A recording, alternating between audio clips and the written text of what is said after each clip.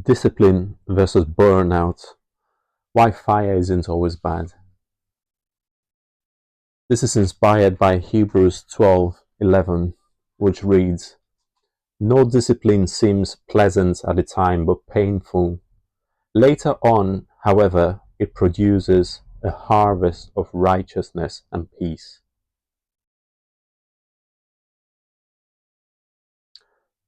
Welcome back to Kingdom Glory.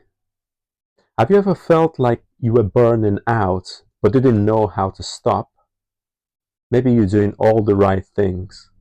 You're serving, you're working hard, you're staying busy, but something's off. There's a burn, but it's not the kind that brings light. It's the one that consumes. Today, I want to explore a better flame, one that purifies, one that endures.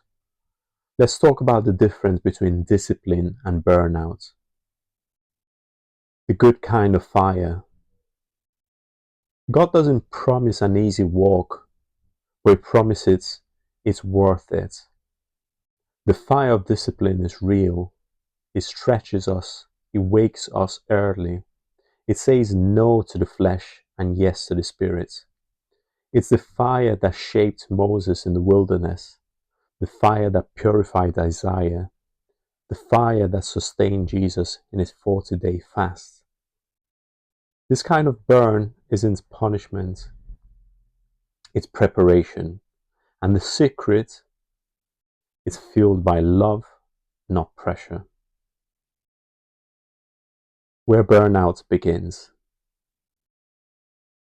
Burnout often masquerades as dedication, but is driven by fear, not faith.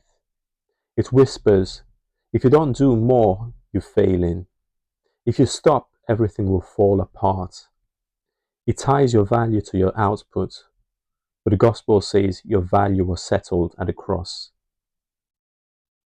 Burnout begins where intimacy with God ends, where hustle replaces heart, where we trade time with Him for time for Him. Spiritual routines that sustain. So, how do we avoid burnout? Return to the rhythms Jesus modeled, like silence and solitude in Luke 5:16, or scripture-fed prayer that we can see in John 17, or saying no when needed, like in Mark 1:35 to 38, or living from the Father's approval, not chasing man's applause.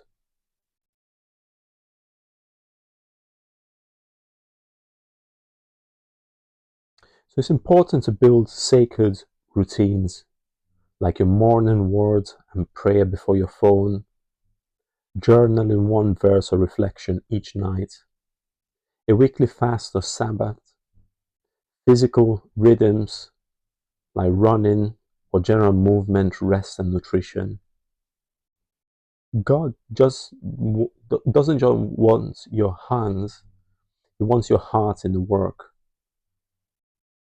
And the final prayer, Lord, you are the consuming fire.